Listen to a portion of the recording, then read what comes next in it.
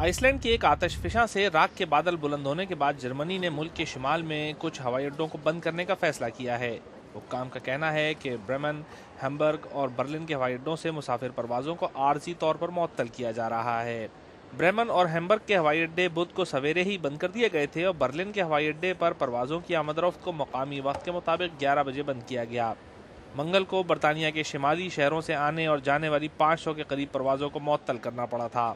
پروازوں کے منسوخ ہونے کی وجہ سے ہزاروں مسافر مشکلات کا شکار ہیں۔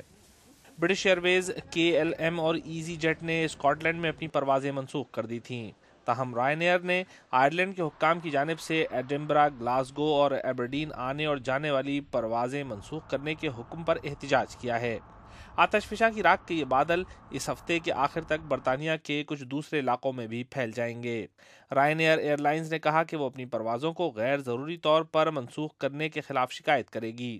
تقریباً ایک سال پہلے آئس لینڈ میں اسی طرح آتش فشاں پھٹنے کے سبب پورے یورپ میں فضائی ٹریفک کا نظام درہم برہم ہو گیا تھا اور بڑے پیمانے پر پروازیں منسوخ ہو گئی تھیں۔ اس مرتبہ برطانیہ میں پروازیں جاری رکھنے یا منسوخ کرنے کا فیصلہ ایئر لائنز پر چھوڑا گیا ہے، حالانکہ ابھی بھی انہیں شہری ہوابازی کے محکمے سول ایویشن اتھارٹی سے حتمی منظوری لینی ہوگی۔ آئس لینڈ کی فضائی حدود کو ہر طرح کی پروازوں کے لیے بھی بند کر دیا گیا ہے، تاہم ماہرین کا کہنا ہے کہ اس مرتبہ آتش فشاں سے نکلنے والی راکھ کے ٹکڑے کافی بڑے ہیں جو جلد ہی زمین پر گر جائیں گے۔